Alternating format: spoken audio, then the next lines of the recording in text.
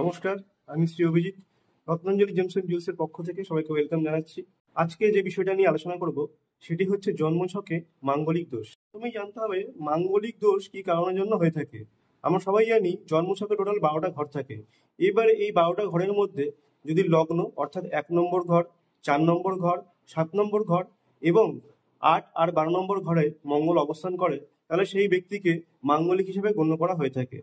মঙ্গলের অবস্থানজনিত কারণের জন্যই কিন্তু মাঙ্গলিক ইন্ডিকেট করা হয়ে থাকে। ব্যক্তির লগ্নে যদি মঙ্গল অবস্থান করে তাহলে তার কি চারিত্রিক বৈশিষ্ট্য দেখা দিতে পারে বা সে কিরকম প্রকৃতির হয়। লগ্নে মঙ্গল থাকলে ব্যক্তি খুব সাহসী হয় এবং সে যে কোনো কাজ খুব দৃঢ়তার সাথে করতে পারে এবং কাজ না হওয়া অবধি সে কিন্তু থেমে যায় না। ব্যক্তির যদি 4th হাউসে মঙ্গল থাকে তাহলে ছোট থেকে তার পড়াশোনার প্রতি একটা ন্যাক এবং জেদ থাকবে। সে কিন্তু তার পড়াশোনা নিজে থেকেই করবে এবং যতক্ষণ না অবধি তার পুরোপুরি টাস্ক কমপ্লিট হচ্ছে সে কিন্তু থামবে না এবং পরীক্ষায় কিন্তু ভালো রেজাল্ট করার জন্য উদ্যমী থাকবে। 7th হাউসে যদি মঙ্গল থাকে তাহলে লং টার্ম রিলেশনের ক্ষেত্রে বাধা সৃষ্টি হবে। অনেক সময় দেখা যায় যে সম্পর্ক তৈরি হয়েও ভেঙে যায়। এই জিনিসটা বারবার হতে থাকে।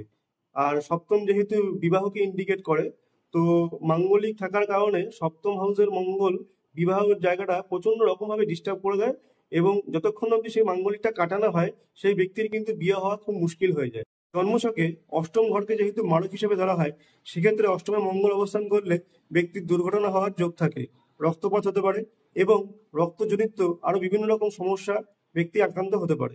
12 নম্বর ঘর অর্থাৎ শেষের ঘর। 12 নম্বর ঘরে মঙ্গল অবস্থান করলে ব্যক্তির রাগ এবং জেদের জন্য অনেক রকম সম্পর্ক থেকে সে বিচ্ছিন্ন হয়ে যাবে, জীবনে অনেক কিছু হ্রাস পাবে এবং জীবন থেকে অনেক কিছু ছেড়ে চলে যাবে।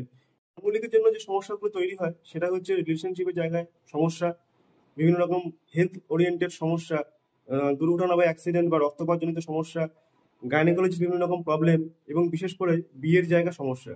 বিয়ের ক্ষেত্রে অনেক রকম বাধার সৃষ্টি হয় এবং বিয়ের পরেও কিন্তু নানা রকম প্রবলেম দেখা দিতে পারে। সারা জীবনে যদি কোনো সমস্যা নাও থাকে, মাঙ্গলিকের জন্য কিন্তু বিয়ের ক্ষেত্রে সমস্যাটা সবাইকে ভোগ করতে হয়। এই জন্য সঠিক সময় থাকতে মঙ্গলের প্রতিকার অবশ্যই করা উচিত। এবার দেখতে হবে আপনার জন্মছকে আপনি পলা ধারণ করতে পারবেন কিনা, সেটা অ্যাস্ট্রোলজার আপনাকে সাজেস্ট করবে।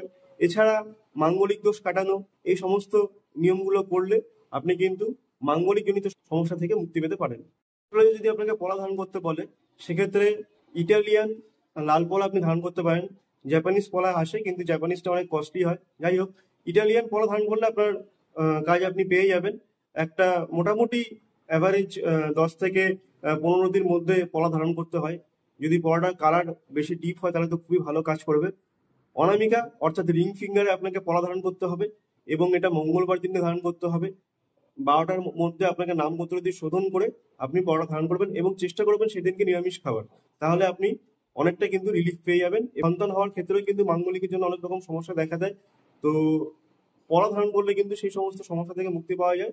এছাড়া আর কি কি গাইডেন্স হলে ভালো হয় সেটা আপনাকে অ্যাস্ট্রোলজারের কাছ থেকে সাজেশন নিতে হবে। নমস্কার।